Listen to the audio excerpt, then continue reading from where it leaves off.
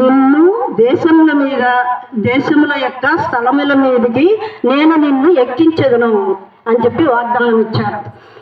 మరి ఆ ఇచ్చిన వాగ్దానాన్ని దేవుడు నెరవేర్చాడు. వాగ్దానం ఇచ్చిన దేవుడు నమ్మదగిన దేవుడు, వాగ్దానం ఇచ్చిన దేవుడు నెరవేర్చే దేవుడు.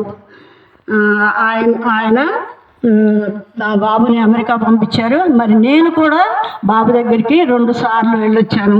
మరి నన్ను కూడా ఎక్కిస్తామని వాగ్దానం ఇచ్చిన దేవుడు మరి దేశం స్థలముల మీదకి నన్ను ఎక్కించారు.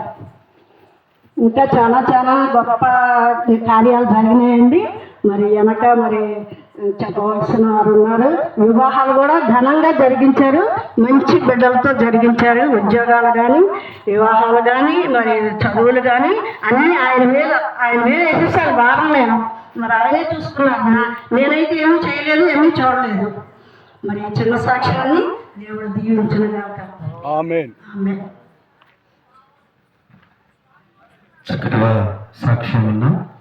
మన దేవుడు సింహపు పిల్లలు ఆకలి గురినను యెహోవా యందు భయభక్తులు కలిగిన వారికి ఏ మేలు కృతమై ఉండదంట.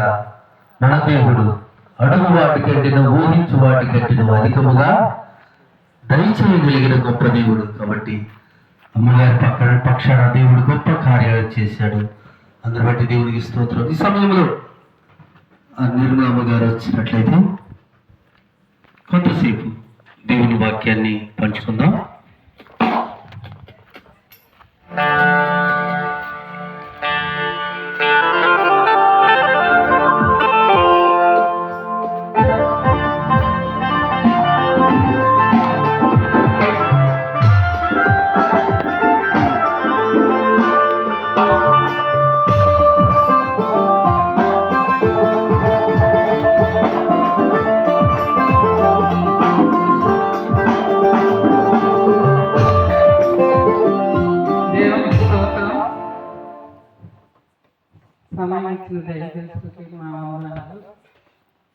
మరి ఇంతకుముందు చెప్పాను నేను. నా సాక్ష్యంలో ఏం చెప్పాలో నాకు అర్థం కాదు. అది 2-3 రోజులు చెప్పినా కూడా నా సాక్ష్యం కాదు.